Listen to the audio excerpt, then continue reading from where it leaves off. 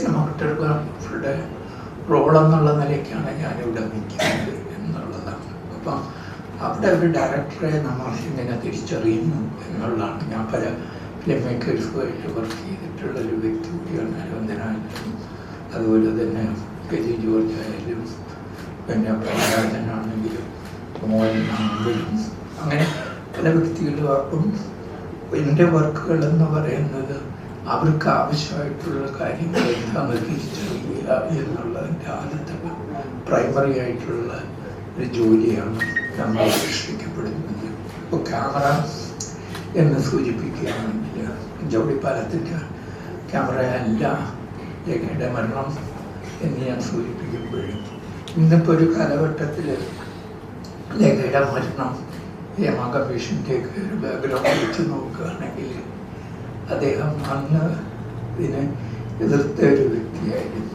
പക്ഷേ അന്നൊരു ജെൻഡർ ഇക്വേഷനെ സംബന്ധിച്ചിടത്തോളം സിനിമയിൽ തന്നെ വർക്ക് ചെയ്യുകയും സിനിമയിൽ എന്ത് സംഭവിക്കുകയും എന്ത് തിരിച്ചറിയാൻ അല്ലെങ്കിൽ പറഞ്ഞു കൊടുക്കേണ്ടി വരുന്ന ഒരു വ്യക്തത നമുക്കിപ്പോഴും മനസ്സിലാക്കാവുന്നൊരു കാര്യമാണ്.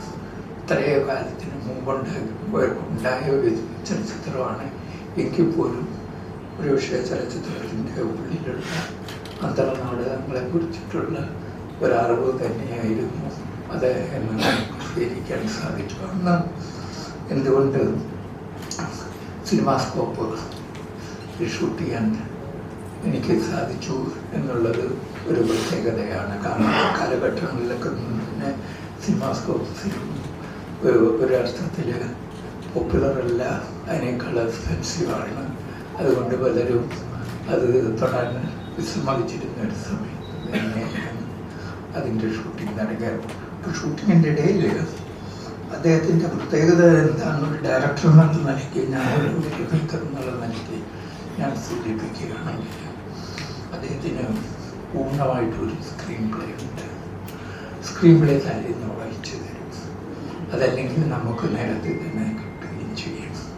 അപ്പം നേരത്തെ ഒരു ഫുൾ സ്ക്രീൻ പ്ലേയുടെ പുറത്ത് ഒരു ഫിലിം മേക്കർ അല്ലെങ്കിൽ സിനിമാറ്റോഗ്രാഫർ എന്നുള്ള നിലയ്ക്ക് മേക്കിങ്ങിൽ നമുക്ക് ആദ്യം മുതൽ അവസാനം വരെ ഒരു ചിത്രം നമ്മുടെ മനസ്സിൽ കിട്ടാറുണ്ട്. എന്താണ് അത് ആ കഥാപാത്രങ്ങൾ കൊണ്ട് ഉദ്ദേശിക്കുന്നത്, അതിനേക്കാൾ ഉപരി ഈ കഥാപാത്രങ്ങൾ എങ്ങനെയാണ് അവസാന നിമിഷങ്ങളിൽ എവിടെയാണ് അവർ ഡിസപ്പിയർ ചെയ്യുന്നതും അവരപ്പിയർ ചെയ്യുന്നതും അവരില്ലാതാവുന്നതും അവർ നഷ്ടപ്പെടുന്ന വിധങ്ങളും ഒക്കെ തന്നെ ഒരു സ്ക്രീൻ പ്ലേ പൂർണ്ണമായിട്ടും അതിനകത്ത് തിരുത്തലില്ലാതെ തരാൻ സാധിക്കുന്ന ഒരു വ്യക്തിയായിരുന്നു കെ.ജി. ജോർജ് എന്ന് ഞാനിവിടെ സൂചിപ്പിക്കുകയാണ്.